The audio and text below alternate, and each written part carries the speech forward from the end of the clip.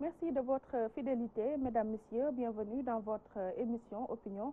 Cette semaine, nous recevons sur ce plateau d'opinion Monsieur Jacques Habib Sy. Il est analyste et spécialiste en communication. Bienvenue à vous, Monsieur Sy. Bonjour, Madame Baké. Alors, Jacques Habib Sy, si vous voulez, on va vous présenter très brièvement. Vous êtes professeur en communication qui a enseigné dans plusieurs universités américaines et africaines, expert dans les organisations internationales de recherche-développement avec plus de 40 ans d'expérience dans le domaine. Est-ce suffisant pour vous introduire? Tout à fait. Et nous démarrons le questionnaire avec, en parlant surtout de votre domaine, la communication. La montée des réseaux sociaux est présente même dans le quotidien des Sénégalais. Comment analysez-vous ce phénomène? Voilà, il faut comprendre cette explosion médiatique comme étant le besoin irrépressible des communautés de base, des jeunes surtout, de pouvoir s'exprimer sur les problématiques de leur temps. Ces problématiques en ont le chômage, donc la recherche d'emploi. Elles en ont des plans de carrière à la dimension de leurs aspirations, etc. Donc, c'est des jeunes, généralement âgés de 18, donc l'âge de la majorité, à 30-35 ans, oui, et qui débattent avec beaucoup de virulence des sujets qui sont à leur portée. Je vous signale qu'il y a, de notre temps, nous, il y a 50 ans, un demi-siècle, donc, nous en étions encore à confectionner des tracts qu'on mettait dans des machines à renéotyper et ensuite à les distribuer clandestinement parce que c'était à l'ère du parti unique. Donc depuis lors, beaucoup d'eau a coulé sous le pont. Mais l'une des marques distinctives de ces réseaux sociaux, c'est qu'ils ont enflé, ils ont gagné véritablement en massification. Il y a un des threads, oui, dans lequel on peut trouver jusqu'à plus de 800 000 adhérents. Donc c'est colossal, c'est considérable. Et donc c'est pour ça que le pouvoir évidemment fait très attention et développe avec beaucoup d'agressivité aussi, oui, des stratégies en direction de ces jeunes-là. Et de quel angle voyez-vous cette citoyenneté qui se tisse dans la toile? C'est une citoyenneté qui, à mon avis, est libre. Elle est en train de chercher un nouvel alphabet social. Elle est en train de chercher des réponses à des questions fondamentales qu'il se pose en ce qui concerne, par exemple, la gouvernance, en ce qui concerne l'environnement, en ce qui concerne le pillage des ressources nationales, en ce qui concerne la place indue laissée à des puissances étrangères, en particulier la France, mais nous y reviendrons tout à l'heure, oui, dans le système, dans notre marché national. Donc, il se pose beaucoup de questions. Ensuite, il y a le système d'éducation qui, depuis des décennies, bat de l'aile. Ça ne marche pas. On a fait il n'y a pas longtemps une grande kermesse avec toutes sortes d'experts, etc. On avait signalé qu'il fallait maintenant amener le balancier du côté de l'enseignement technique, technique surtout, oui, au lieu de nous cantonner à former des gens dans les domaines des lettres, des sciences humaines, etc. Oui. Mais ça n'a pas marché non plus. Faire émerger les séries scientifiques. Faire émerger les séries, mais ça n'a pas plus marché que ça. Parce que tout cela, c'est au niveau du blabla. Mais l'une des grandes difficultés du Sénégal et de son système de gouvernance, c'est qu'elle ne sait pas opérationnaliser les idées fortes qui se dégagent des assises qui ont lieu régulièrement, depuis des décennies. Oui. Prenez par exemple les assises nationales, mais nous y reviendrons tout à l'heure. Oui. C'est même d'actualité. C'est d'actualité, mais oui, c'est le cas. Vous voyez que les assises nationales, tous les grands pontes politiques qui sont actuellement dans le Landerneau ont participé. À l'époque, personnellement, ma position était beaucoup plus mesurée. J'ai très peu participé d'ailleurs à ces travaux-là, oui, parce que j'étais en position d'observateur extrêmement anxieux de la présence d'acteurs du jeu politique quarantenaires qui sont depuis 40, 50 ans dans le jeu politique et qui n'avaient rien pu apporter à leur peuple. Je me voyais très mal m'asseyant encore avec eux et essayant de faire quoi que ce soit. Oui. Et les faits m'ont donné raison par la suite. Oui. Donc voilà, pour en revenir à ces jeunes-là, c'est des jeunes extrêmement anxieux qui veulent des réponses claires, nettes, sans faux fuyant. Il faut que le gouvernement leur dise exactement ces emplois qui ont été créés prétendument à hauteur de 700 000, où est-ce qu'ils sont ces emplois-là? On ne les voit pas. Vous entrez dans les maisons aujourd'hui, il y a 2, 3, 4 chômeurs. On les voit. Les gosses sont à la peine. Ils n'arrivent pas à trouver du travail. Oui. Et ce qui le montre... Pour décrocher des stages, c'est encore plus difficile. Non, c'est impossible. Ce qu'il démontre avec beaucoup d'éclat, c'est que le nombre de jeunes qui sont en train d'aller dans le désert par les mers n'a pas substantiellement diminué. Au contraire, il est en hausse. Quand vous allez pour voir le nombre de demandes de visa, vous vous rendez compte que c'est le sauve qui peut. Alors, quel est ce pays dans lequel on a l'impression que ses habitants, ces jeunes surtout, sont dans une sorte d'enfer, dans une sorte de purgatoire qui ne leur permet plus de rester une seule minute sur place. Oui. Voilà le fond du problème. Dans ce monde virtuel, comme jamais, l'image d'un chef d'État sénégalais dans l'histoire de ce pays, je veux parler du président Macky Sall, n'a jamais été aussi écorné. Qu'est-ce qui devait l'expliquer? Ça, c'est vrai. C'est une première. Mais moi, je me l'explique par la grande colère qui s'est emparée des jeunes. Parce que souvenez-vous quand même, c'est l'un des présidents qui a pu se prévaloir de 63% des suffrages des Sénégalais. Donc, les gens avaient toute confiance que, étant jeune, etc., qu'il pourrait venir avec un nouveau programme, etc., et qu'il changerait les choses, que ce serait moins corrompu, que ce serait moins tordu que d'habitude. Or, il a fait pire. Donc, les gens ont eu très mal. Et ça, ce mal-là est partagé à la fois par les adultes comme par les jeunes et les femmes. Je crois que tout le monde a des récriminations contre Macky Sall. Alors, du fait qu'il y a cette explosion démographique-là qui est arrivée, cette explosion médiatique qui est arrivée, il y a eu cette bulle d'insultes qui a été entamée par M. Diouf. Hassan Diouf. Oui, Hassan Diouf, pour ne pas le nommer, depuis les États-Unis. Ce qui a été presque un choc au départ, parce que personne n'avait jamais entendu un citoyen sénégalais proférer des injures aussi terribles, qui atteignent l'individu jusque dans sa dignité. Et ça, je crois que personne ne peut l'accepter ni l'encourager. Mais dans le même temps, cet individu avait un langage ambivalent, puisqu'il s'occupait beaucoup des problématiques sociales, des injustices, des mensonges d'État, etc. C'est ce qui fait qu'il a eu ce succès et que rarement des sites sociaux ont pu atteindre le niveau, le nombre de vues, etc., qu'il avait pu atteindre. Donc ça veut dire qu'il faut l'analyser sous l'angle de la grande déception des Sénégalais vis-à-vis de Macky Sall. Et ça ne s'est pas arrêté. Bien qu'ils soient en prison, d'autres Hassan Diouf se sont levés, et cette fois-ci des femmes, ce qu'on n'avait jamais vu auparavant, qui ne sont pas masquées, qui ne sont pas comme les 68 arts qui étaient dans la clandestinité et qui rasaient les murs, etc. Là, les gens se posent devant l'écran et disent ce qu'ils pensent. C'est une première, et je crois qu'il faut que le chef de l'État ait l'humilité et la sagesse d'écouter ces messages-là, de les décrypter. Mais je ne suis pas sûr que... Ce n'est pas facile.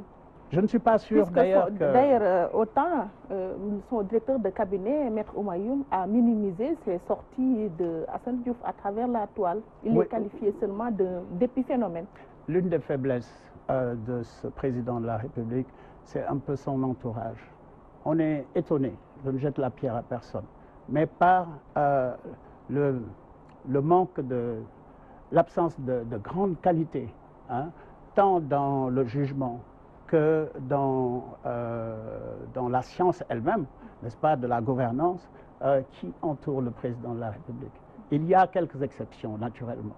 Ces exceptions sont là, mais je ne suis pas sûr qu'ils soient utilisés au mieux de leurs compétences. Et donc, ça donne ce que ça donne, c'est-à-dire des gens qui poussent tout le temps leurs leaders à adopter des attitudes violentes, des attitudes très peu en phase avec le caractère sénégalais, qui est un caractère de kersa, hein, un caractère où on aime dialoguer, où on aime poser les problématiques et essayer d'y apporter des solutions. Or, il n'y a pas eu de dialogue. En fait de dialogue, il y a eu une sorte de bérésina qui s'est abattue sur un peu tout le monde et qui a pris tout le monde hein, par surprise.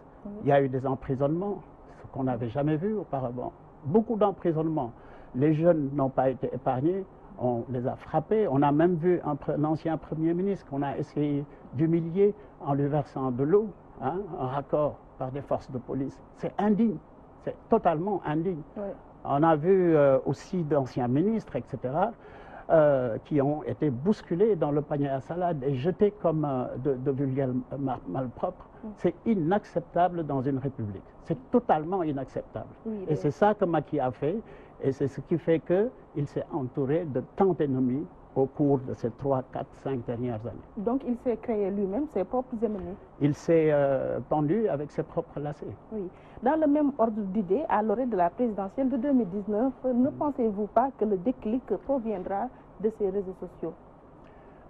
Les réseaux sociaux sont à la fois un outil, mais aussi un processus extrêmement mouvant.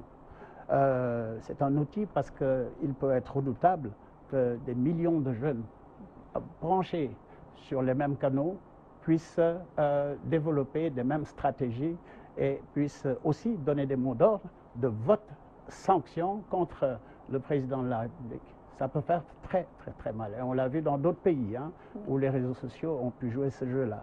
Mais dans le même temps, il faut, je crois, saisir, et là je parle des intellectuels, je parle des partis de l'opposition. On est en peine d'ailleurs de se demander ce que recouvre ce vocable d'opposition, parce que c'est disparate, etc. Ils n'ont pas les mêmes vues, ils ont pas. Vous avez le PDS qui est incontestablement le parti d'opposition le plus important, compte tenu de son parcours et compte tenu du nombre de militants dont il est crédité. Mais le PDS semble être dans une sorte de léthargie dont elle a peine à se relever. Secoué aussi par des crises internes. Secoué par des crises internes, notamment la candidature de Karim Wade, qui revient de façon sempiternelle et dont les Sénégalais ne veulent pas. Les gens ne veulent plus en entendre parler. L'affaire Karim Wade, le phénomène Karim Wade, tout le temps, etc. Il faut qu'on arrête ça. Hein. Karim Wade n'a aucune... Vous n'y croyez pas, sa candidature pour la présidentielle? Jamais de la vie. Je crois que Karim Wade, même si ce n'était pas les problèmes qu'il a avec Macky Sall, qui sont des problèmes assez complexes. Hein. D'une part, on l'accuse de prévarication, mais d'autre part, on l'accuse d'avoir été utilisé par son père pour pouvoir lui succéder. Et ça a été totalement rejeté. C'est ce qui avait créé le soulèvement de, soulèvement de juin. Oui. Mais en même temps, je crois que même si ce n'était pas le 23 juin, Karim Wade n'aurait pas pu jouer le rôle qu'on veut lui prêter. Il ne parle pas la langue nationale. Ça, c'est une première chose qui est très importante. Si vous voulez diriger un peuple dont vous ne parlez pas la langue, comment voulez-vous vous en sortir? Deuxièmement, Karim n'est venu dans le dispositif politique que lorsque son père était aux affaires. On ne l'a jamais vu durant son enfance, etc. Comme le fils de Léopold Sédar Senghor, par exemple. Hein, et on l'a vu lorsqu'il est décédé. Les gens étaient affligés, les jeunes de son âge, parce qu'il a fait tout son parcours ici. Il était là, c'était un vrai Sénégalais. Mais Karim, non, on ne prend pas pour un Sénégalais.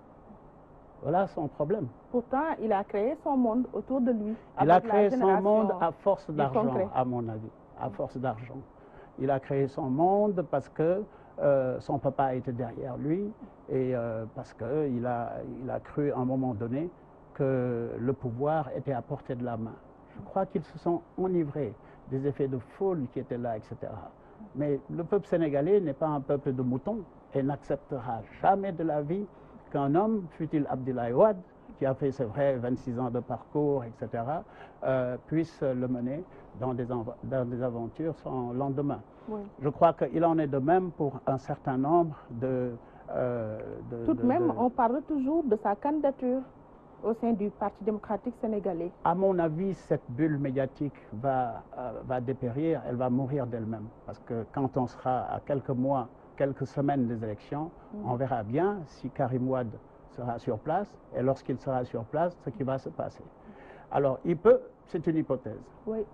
S'il peut décider de venir et d'entrer au Sénégal, et que immédiatement M. Macky Sall se jette sur lui, l'emprisonne, etc., il se peut qu'il recherche par là, disons, un moyen de détourner l'attention des Sénégalais du processus électoral. Mais je me demande s'il pourra aller jusqu'au bout de son chemin, parce que les gens ont besoin, par contre, de voter, et ils ont besoin d'exprimer leur désir de sanction du pouvoir en place pour certains, et pour d'autres leur désir de voir leur champion, disons, avoir un second mandat. Et pour le reste de l'opposition, qu'est-ce qui bloque? Alors, pour le reste de l'opposition, je crois que ce qui bloque, c'est cette tendance à l'émiettement, cette tendance à penser que vous avez tout à fait raison, que votre programme est le meilleur, etc. Mais il faut qu'on se départisse de cette attitude-là. Et je pense que, ayant depuis quelque temps avec certains d'entre eux, il me semble qu'ils sont parfaitement conscients de cela et qu'ils ont le désir de vouloir se mettre ensemble et de, disons, développer des programmes qui puissent se parler par la suite. Et ensuite, il y a le fameux deuxième tour. Leur combat, c'est de se battre pour que le président sortant ne puisse pas passer au premier tour. Et ils ont tous l'impression, et s'il y avait des sondages, on aurait pu le certifier avec davantage de certitude, mais on aurait pu savoir si véritablement le président sortant a des chances de pouvoir, disons, gagner les élections au premier tour. Mon opinion personnelle, c'est que c'est hautement improbable. Parce que dans ma vie de tous les jours, je rencontre beaucoup de gens. Il y a très peu de gens que je rencontre et qui me disent Monsieur Sy, moi je suis un supporter de Macky Sall. Si vous n'êtes pas de l'APR, c'est très rare de voir un Sénégalais, bon temps, etc., être membre de l'APR ou soutenir même le président de la République. Mais dans le monde rural, il a beaucoup de sympathisants. Alors, dans le monde rural, les avis sont partagés, évidemment. Le monde rural, c'est selon qu'on vous ait mis de l'eau, qu'on vous ait apporté un peu d'électricité ou des choses comme ça. Mais cela, ce n'est pas tout le Sénégal. Regardez un peu le package qui a été développé par le président Macky Sall et vous verrez qu'on est loin du compte. Vous avez, par exemple, je vous donne la mesure des choses, en matière d'accès à l'eau, vous avez près de 600 villages, des points d'eau que les gens partagent avec les animaux. Des personnes qui boivent dans les mêmes sources d'eau que les animaux. Donc ça vous donne la mesure du degré d'arriération. En dehors de ça, vous avez le fait que le taux de pauvreté au Sénégal a augmenté. Il a de façon très significative. Nous étions à 63-64%. J'ai l'impression que nous ne sommes pas toujours très loin de ces eaux-là. En atteste le nombre de bourses familiales qu'on a augmenté. Je vous signale d'ailleurs que la FAO, oui, les bourses familiales, ce qui montre que les pauvres sont de plus en plus nombreux. Et je vous signale que la FAO, il n'y a pas si longtemps, a publié un rapport selon lequel il y a près de 400 000 personnes qui sont dans la famine, carrément. Donc, c'est très inquiétant. Oui, Monsieur Jacques Habib Sy, intéressons-nous davantage au premier des Sénégalais, le président Macky Sall. Publiquement, il a laissé entendre que les assises nationales ne sont ni la Bible, encore moins le Coran. Derrière ces dires, qu'est-ce qu'il faudrait décrypter comme message? À mon avis, Macky Sall, je l'appelle ainsi, parce que maintenant je m'adresse au chef de l'APR, au président de l'APR. Macky Sall a habitué les Sénégalais à se dédire en permanence. Il avait promis, par monts et par vaux, devant tous les plateaux de télévision du monde entier, d'avoir un quinquennat pour son mandat et de ne pas faire plus que ça. Ensuite, il s'est dédié sous couvert d'un conseil constitutionnel qui, de toute façon, lui est acquis, puisque c'est lui qui les nomme. Donc ça, c'est une chose. Oui. Il a amené un référendum qui a déçu beaucoup de Sénégalais, moi y compris. Parce que tous ces Sénégalais qui étaient déçus, c'est des gens qui peut-être lui avaient donné des suffrages en pensant qu'en faisant partir Abdoulaye Wade, qu'il pouvait faire venir au moins un ballon d'oxygène dans la kyrielle de scandales qui ont marqué le magistère de M. Wade. Oui. Alors, au lieu de ça, nous avons eu affaire vraiment à, disons, une gouvernance catastrophique, hasardeuse, une gouvernance qui n'a apporté que du malheur aux Sénégalais. Oui. Bien sûr, il y a eu quelques petites choses qui ont été faites ici et là. Hein, c'est les filets de sécurité dans le système des Nations Unies et de la Banque mondiale, où on estime qu'en permettant aux gens de sortir juste un peu la tête de l'eau, qu'on leur permet de ne pas être étouffés par l'extrême pauvreté. Ce dont je vous parle, c'est l'extrême pauvreté. Mais on n'en est pas encore à des programmes qui veulent lutter contre la pauvreté tout court. Donc, c'est vous dire que nous sommes dans une situation où les plans... On a pourtant le PUDC. Le PUDC, c'est une, à mon avis, il est honteux qu'un État jouissant de toute sa souveraineté décide de lui-même de partager cette souveraineté au-dessus de la tête des acteurs locaux, des communautés de base, etc., de partager cette souveraineté avec une agence, fût-elle une agence des Nations Unies. C'est inacceptable. A contrario, je vous donne l'exemple de l'Inde qui s'est passé, n'est-ce pas, de l'aide, de l'assistance technique en particulier, et même des financements du système des nations, de certains membres des Nations Unies, certains membres de l'attelage des Nations Unies.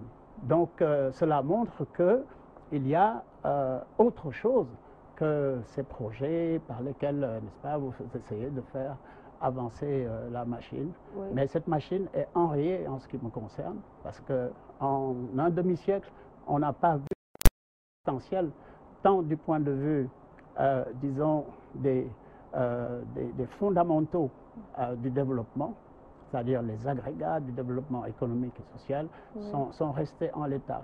La balance commerciale du Sénégal est étrangement déficitaire, elle est totalement déficitaire. Ici, on a un taux de croissance de 7,2%. Alors, il faut comprendre que le taux de croissance, on ne peut pas juger de la bonne santé économique d'un pays simplement par le niveau du taux de croissance. Qu'est-ce que vous mettez dans ce taux de croissance-là? Qui c'est qui tire la croissance? Regardez autour de vous et regardez le poids extraordinaire des sociétés françaises dans l'économie sénégalaise. Maintenant, vous avez des Auchan, vous avez...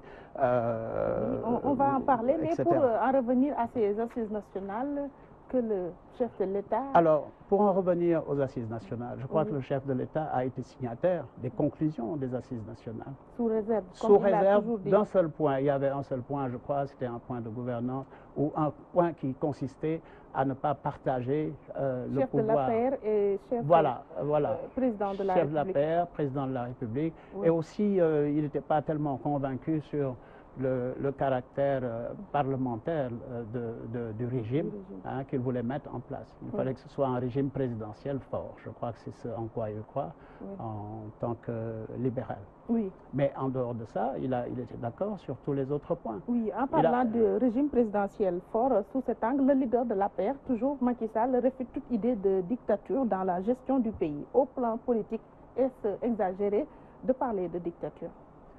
Moi, je dirais que c'est un dictateur, même pas éclairé.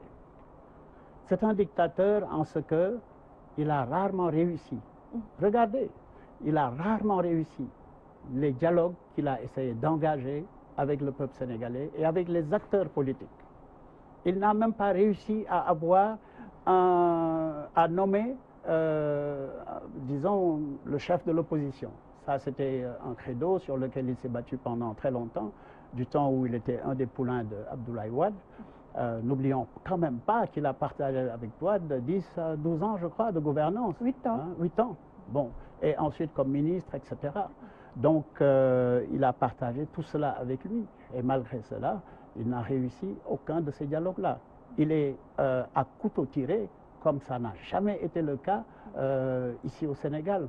Et évidemment, avec la parenthèse Abdou Diouf, qui, avec ses barons, a eu vraiment beaucoup de fils à retordre. Oui. On l'a vu lorsqu'il a publié ses mémoires, qui ont soulevé vraiment des vieux souvenirs. Et on a vu que les plaies étaient encore suffisamment vivaces oui. pour créer beaucoup de remous dans le landerneau politique. Oui. Donc, Macky n'a pas réussi sa mission qui consistait à faire en sorte que les Sénégalais se parlent entre eux, qu'il y ait un espace politique apaisé et que surtout on s'entende sur la façon de mener la barque sénégalaise. C'est ça qui est important. Or, on l'a vu, prêter main forte au détriment des hommes d'affaires nationaux à la France, aux hommes d'affaires français, à qui il a donné d'énormes marchés. Oui. Hein, dont les derniers en date, vous les connaissez, c'est ceux qu'on cite tout le temps. On va y revenir. Dans quelques heures, la journée du dialogue national, comme il faudra que les Sénégalais se parlent, cette journée du dialogue national se tiendra, mais cette fois-ci dans un contexte où la loi sur le parrainage divise la classe politique. Est-ce que les conditions sont réunies pour dialoguer? Non, elles ne sont pas réunies parce qu'il a mis la charrue avant les bœufs, encore une fois, M. Macky Sall. Il a décidé qu'il devait en être ainsi et il a dit, bon, je donne ça à mon Assemblée nationale. L'Assemblée nationale a voté mécaniquement, comme d'habitude, comme c'est une chambre d'enregistrement. Et ensuite, ça a donné ce que ça a donné. Vous savez, il y a une forte contestation sur le parrainage. Je dois vous dire que l'idée du parrainage citoyen, c'est une idée qu'il aurait pu déjà introduire quand il faisait son référendum. C'est un point extrêmement important. Mais non, il est allé par décret dire qu'à telle date nous allions vers les élections. Oui. Et puis après, il change les règles du jeu. C'est ça qui n'est pas normal.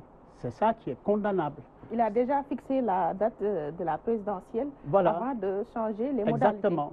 Et maintenant, il décide de changer les modalités électorales. Oui. Et c'est ce que, je pense, les partis politiques ont réfuté. Ensuite, même en dehors de tout cela, ce parrainage-là risque de porter un rude coup à notre démocratie, à notre jeune démocratie.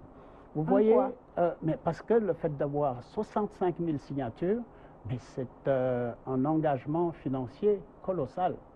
Il faut aller chercher ces signatures-là, il faut les convoyer, il faut les mettre sur papier, il faut bien s'assurer qu'il n'y aura pas des erreurs dans la façon dont les gens signent.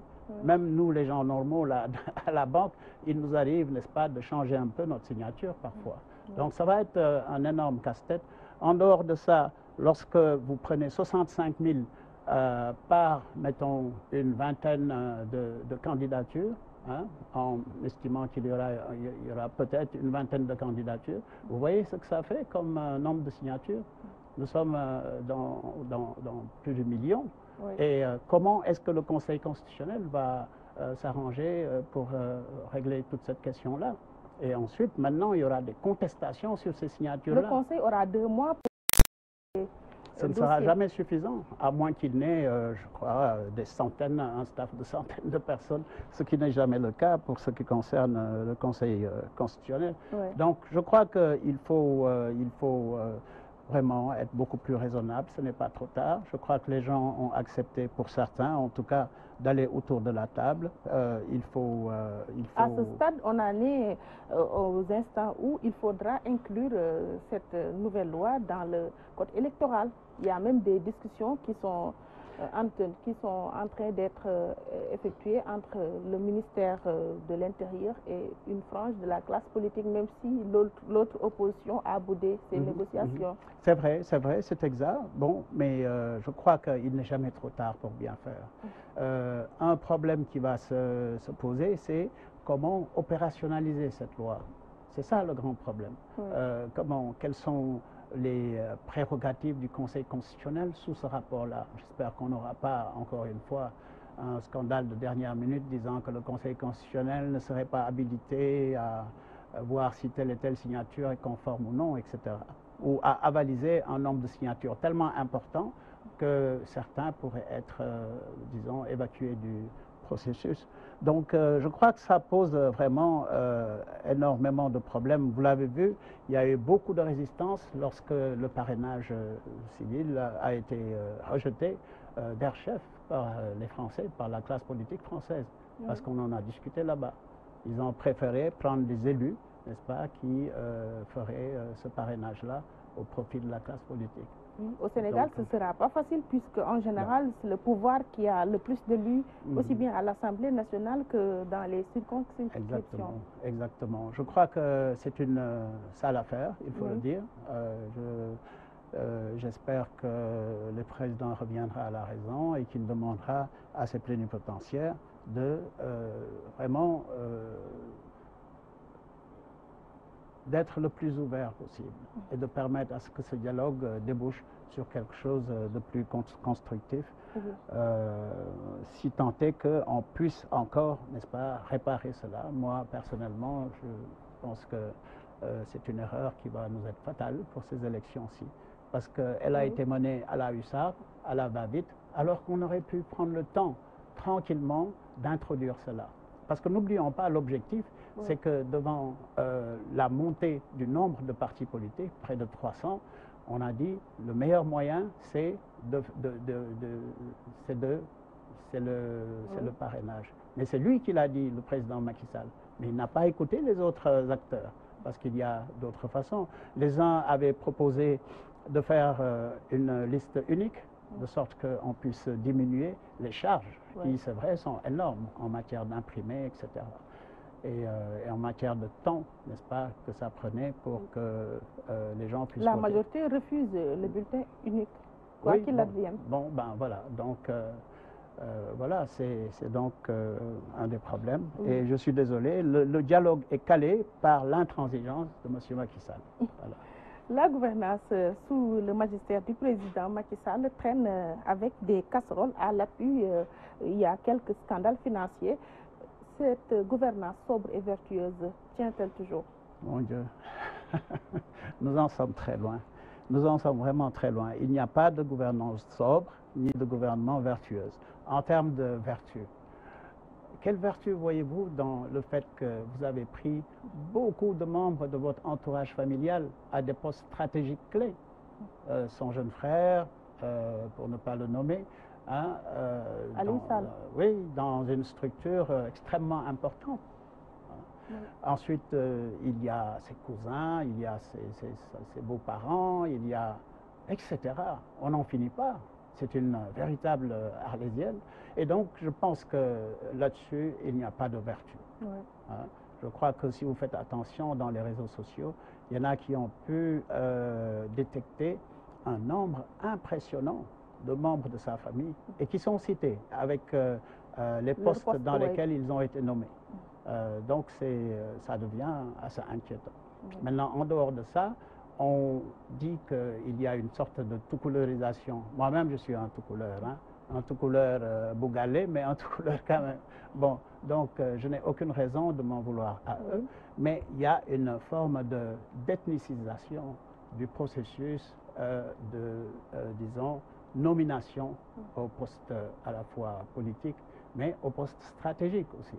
Et donc ça aussi, c'est quelque chose qui inquiète beaucoup, qui rend très nerveux, non seulement la classe politique, mais beaucoup de jeunes qui voient que ce ne sont jamais les plus méritants qu'on nomme à ces postes-là, mais ce sont toujours des affidés politiques.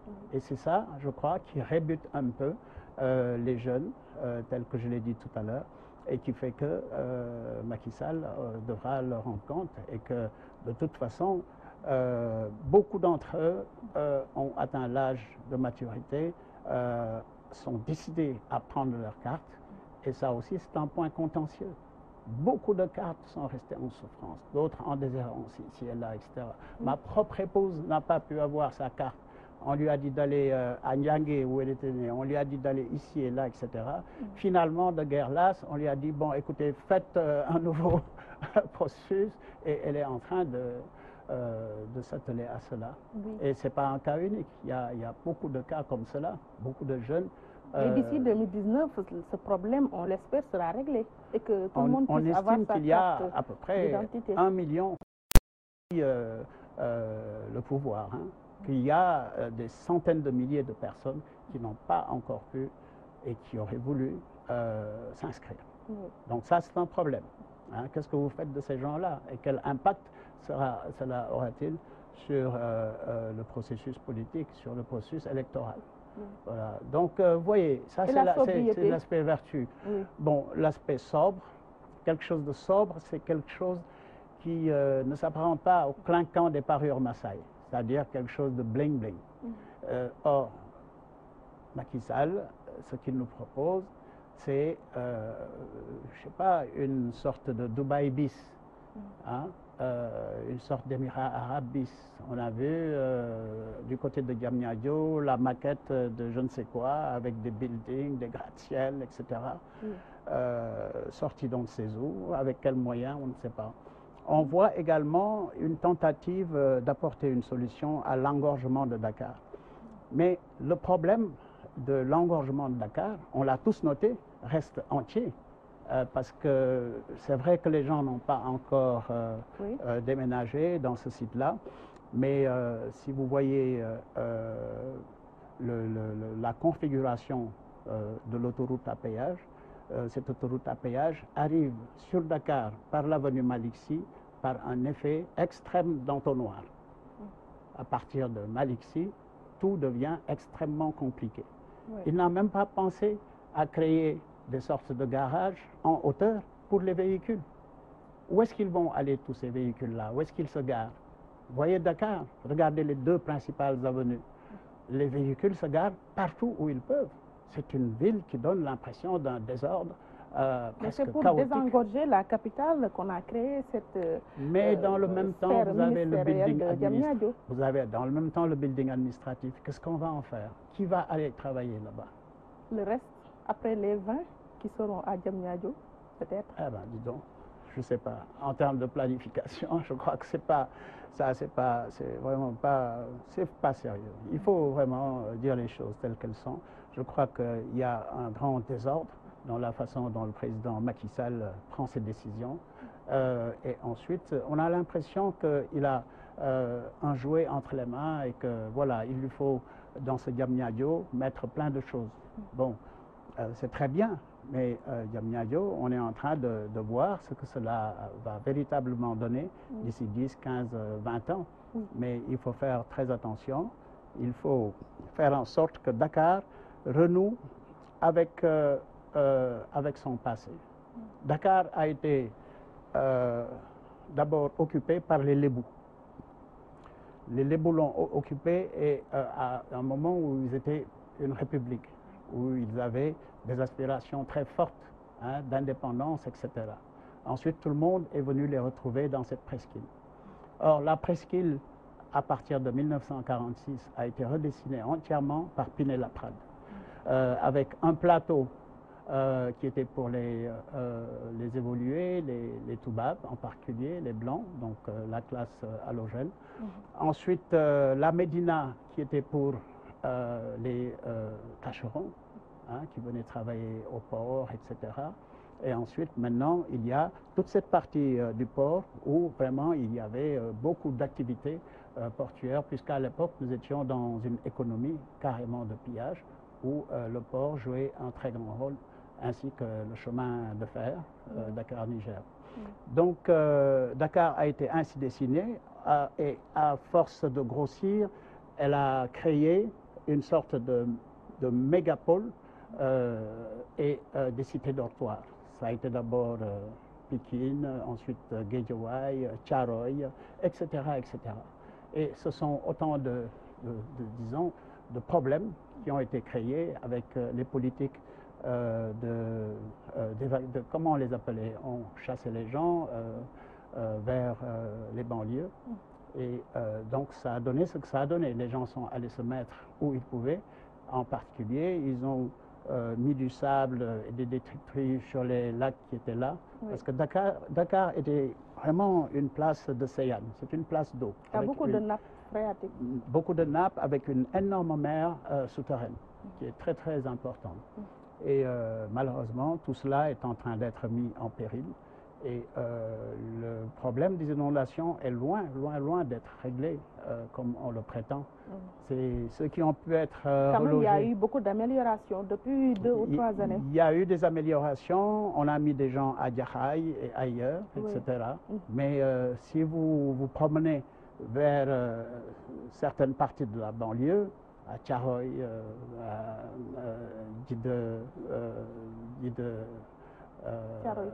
Thiaroye-Kao, vous allez aussi du côté de Thiaroye, derrière le rail, vous verrez qu'il y a encore beaucoup de poches où les eaux insalubres se sont Pour ce qui concerne la sobriété de l'État, on peut penser à la réduction du train de vie de l'État.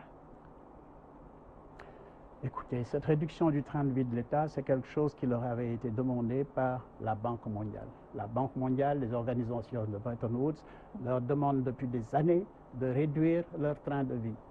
Parce qu'on voit bien qu'ils vont droit au mur.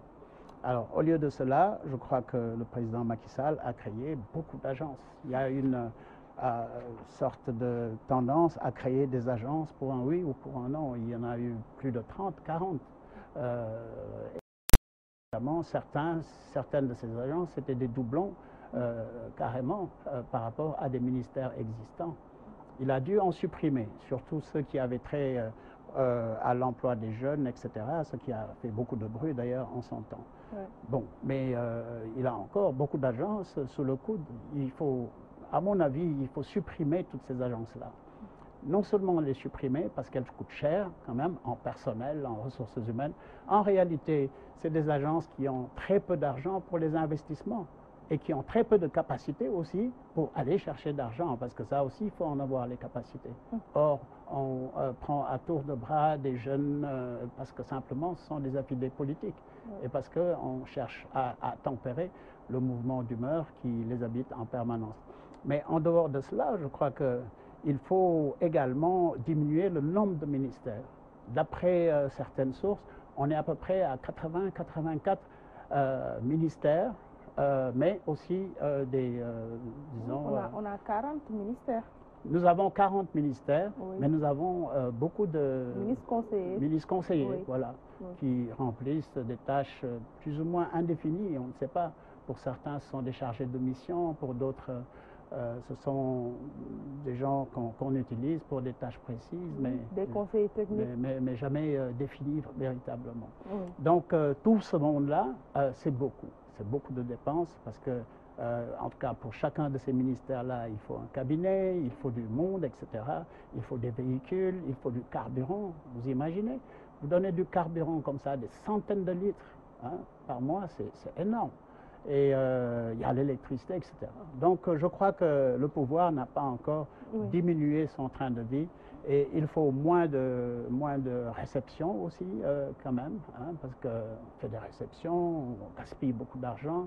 Le chef de l'État voyage avec des centaines de personnes, ce sont souvent des membres de son parti. Mais pourquoi faire exactement?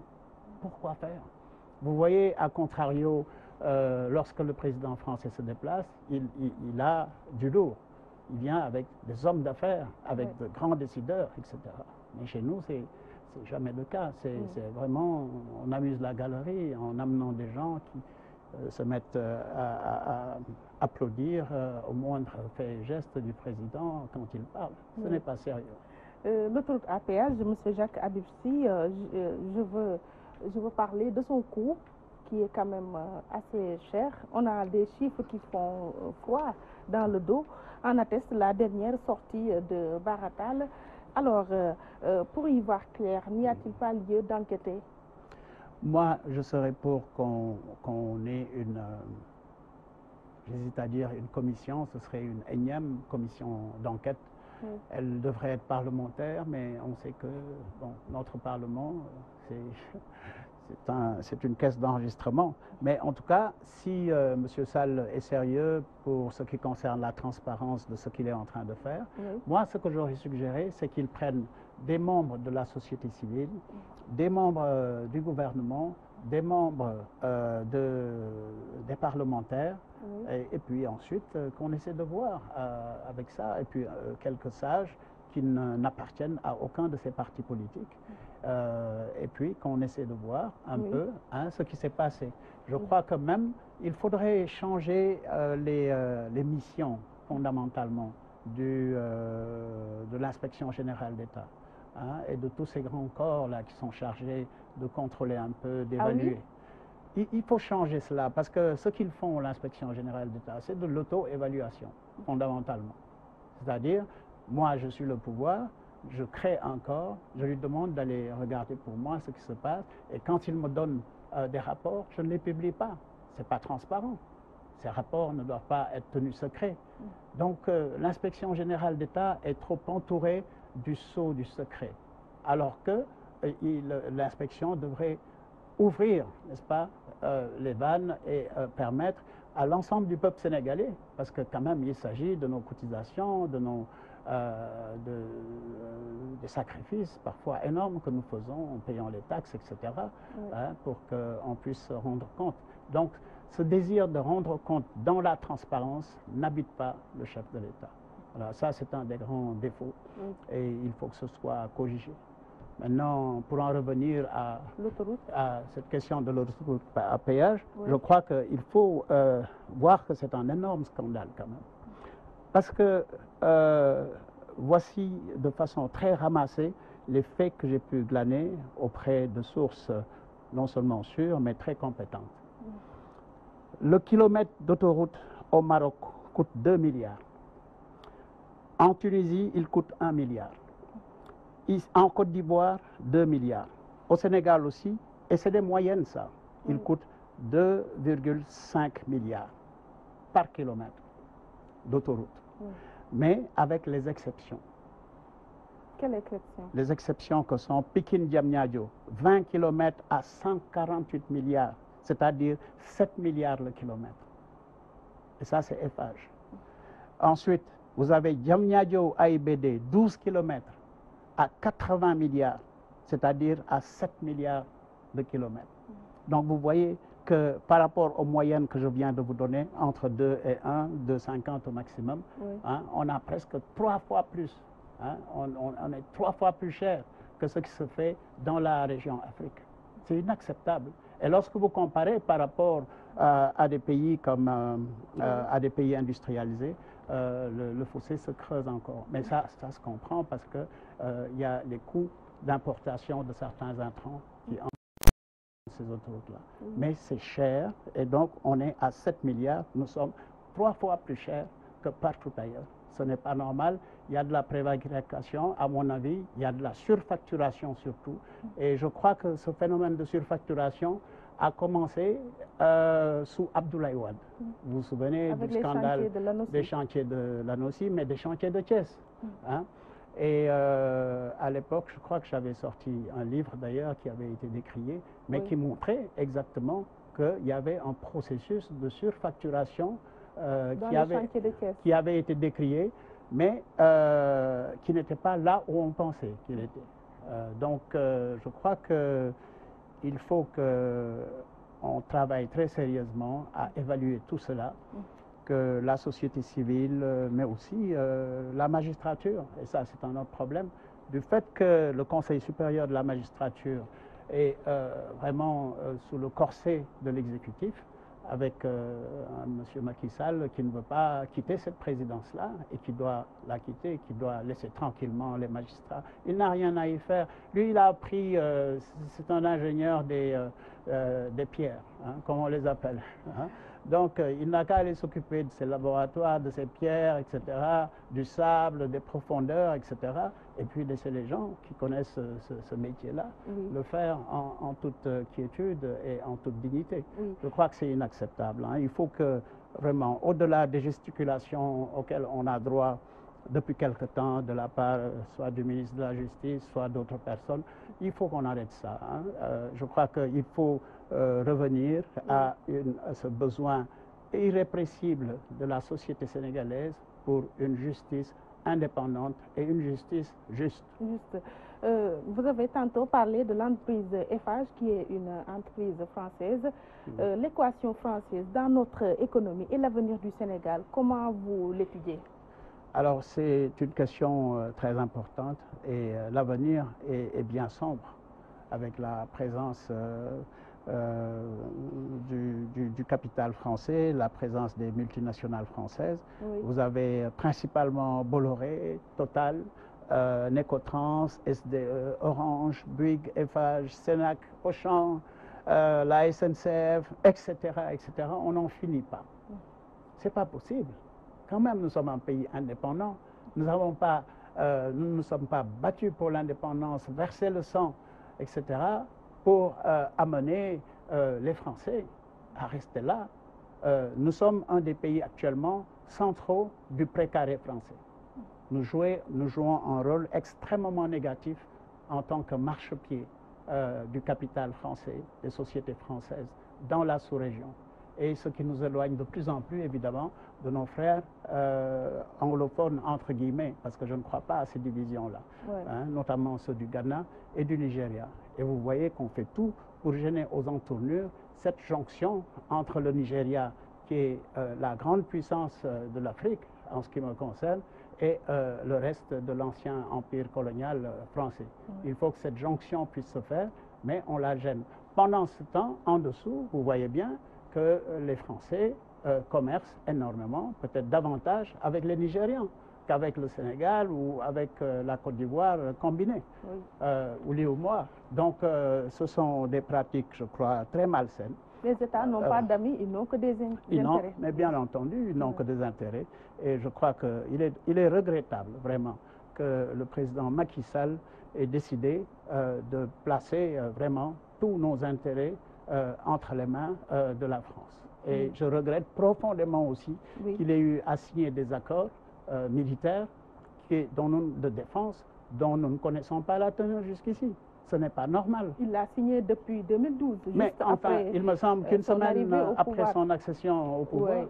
Il est allé courir très vite oui. Du côté de chez le président. À l'époque, c'était Sarkozy. Oui. Pour, voilà. D'ailleurs, c'était le premier acte qu'il a posé. Exactement. Oui. Voilà. Et donc, c'est regrettable tout cela. Et cela ne peut pas témoigner du respect auquel doit s'attendre le peuple sénégalais dans la communauté des nations. Vous voyez, nos enfants sont maltraités malgré cela en France. Vous voyez comment on les maltraite et vous voyez comment Sarkozy, puis Hollande et maintenant Macron sont en train, n'est-ce pas, de procéder à l'éviction sans autre forme de procès de milliers de Sénégalais d'Ouest africains et des Africains de l'ancien empire colonial. Alors que ces gens ont un parcours, ils ne sont pas venus par hasard en France. C'est la France qui, ayant eu besoin d'eux après la Seconde Guerre mondiale, durant la période de reconstruction, les a fait venir en masse pour être des ouvriers, parfois spécialisés, parfois non spécialisés, dans les énormes chantiers qu'ils avaient. Par la suite, sous le gouvernement Marcellin, il y a eu également cette tentative-là de commencer à parler d'immigration choisie, c'est-à-dire de créer l'hémorragie des meilleurs cadres dans nos pays pour pouvoir les mettre à la disposition, exactement, pour les mettre à la disposition du capital français. Oui. Je crois que la politique vraiment du président Macky Sall est désastreuse sous ce rapport. Il faut qu'il écoute. Je sais qu'il est allergique à tout ce que je suis en train de dire actuellement, mais il faut bien qu'il écoute tout cela. Parce que nous ne nous sommes pas choisis, c'est mon voisin. Bon, c'est très bien, mais ce Sénégal nous appartient à nous tous.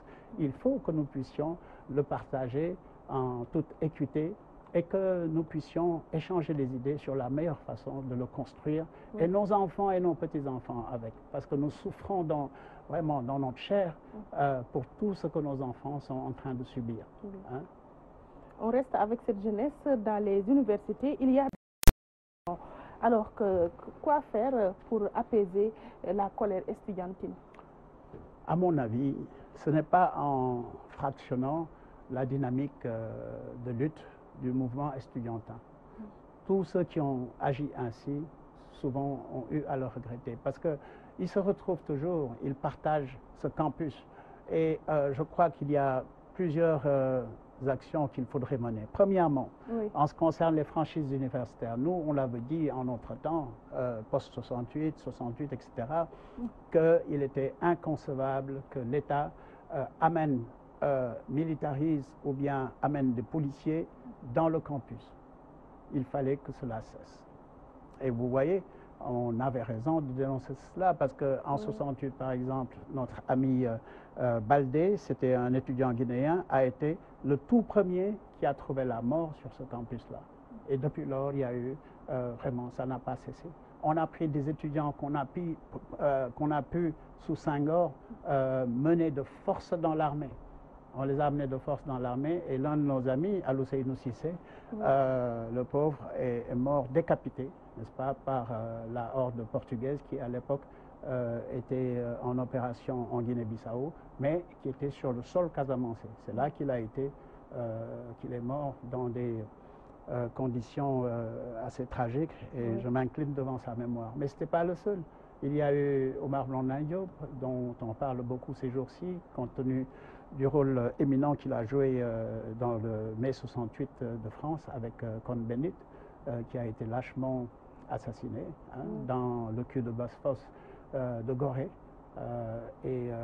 Voilà. Donc je crois que le rapport de l'État du Sénégal avec ses étudiants est un mauvais rapport. Il n'y a jamais eu de paix, vraiment. Il n'y a jamais eu d'accalmie durable. Mais le plus important, c'est de voir à quoi mène le type de formation que nous avons dans notre pays. Mais il mène à la déchéance, il mène au manque d'emploi et il mène au fait que la plupart des étudiants qui sont formés avec le niveau maîtrise, avec le doctorat, ne savent pas encore comment travailler.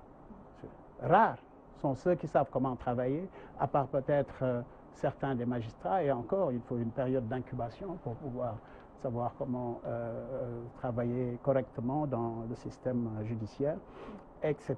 Donc, je crois que ce qui nous fait défaut, c'est vraiment une sorte d'aggiornamento. Il faut absolument qu'on mette tout à plat et qu'on recommence. Mais on ne va pas recommencer avec les mêmes acteurs qui ont fait l'échec du système. Il faut élargir cela. Et puis, il faut prendre le temps de bien le faire. Il faut qu'on aille dans le monde ailleurs pour voir comment les systèmes qui ont marché, n'est-ce pas, comment les observer et comment voir ce qu'on peut en tirer nous-mêmes pour aller vers le succès. Oui, et donc, en recevant nuitamment une frange des étudiants, le chef de l'État affiche-t-il une volonté de résoudre ces problèmes qui essaiment dans nos universités? Non, je pense qu'il ne résoudra jamais ce problème. C'est ce que les Nations Unies appellent le dividende démographique. Oui. Vous avez le dividende démographique, c'est-à-dire vous avez une masse critique de jeunes qui sont là en âge de travailler, etc. et qu'il faudrait utiliser. Il faut prendre cette opportunité-là, non pas comme une faiblesse, mais comme une force. Et malheureusement, ce n'est pas ce qu'on fait actuellement. Il n'y a pas de filière vraiment spécialisée pour ces jeunes-là, pour travailler concrètement. On ne travaille pas avec ses mains, on pense que tout le temps il faut travailler avec le cerveau. C'est vrai que le cerveau, c'est le siège principal de la puissance de nos activités, etc. Oui. Mais il faut évidemment beaucoup d'autres types de filières pour que l'économie puisse vraiment respirer, puisse se développer. Oui, Jacques Habib-Sy, c'est la dernière question. En ce mois béni du Ramadan, un présidentiable, Idrissa Seck, s'est immiscé dans un terrain assez glissant qui est celui de la religion. En s'attirant les foudres de la Oumma islamique, ne joue-t-il pas avec son avenir politique? J'ai bien peur que oui, mais enfin, je ne voudrais pas lui donner l'impression que je m'acharne contre lui. Oui. Mais moi, à sa place, j'aurais simplement demandé en toute humilité pardon, en disant que son intention n'était pas de choquer qui que ce soit, ou d'insulter, ou même de fondamentalement blasphémer contre le Coran, qui est quand même une parole divine qui a été mise sur pied et dont on ne doit pas contester le fondement quintessentiel. Oui. Voilà, donc je crois qu'il faudrait qu'on en arrive là. mais que d'un autre côté, ceux qui attisent le feu, ces adversaires politiques en particulier, cessent de faire cela, parce qu'en faisant cela, ils attirent l'attention sur le Sénégal et j'ai bien peur que ça n'ait des retombées au point de vue sécuritaire. Je vous remercie, Jacques Habib Sy. Je rappelle que vous êtes analyste et expert en communication. On s'entretenait avec vous dans l'émission Opinion sur Walfadjri. C'est moi qui vous remercie. Merci. Merci à nos auditeurs et téléspectateurs qui nous ont prêté attention. Grand merci à Cheikh Ahmed Tidiane Ndiaye qui a réalisé cette émission. Merci à Oustaz Hassan Diouf pour la coordination. Excellente semaine à vous. Rendez-vous la semaine prochaine, Inch'Allah.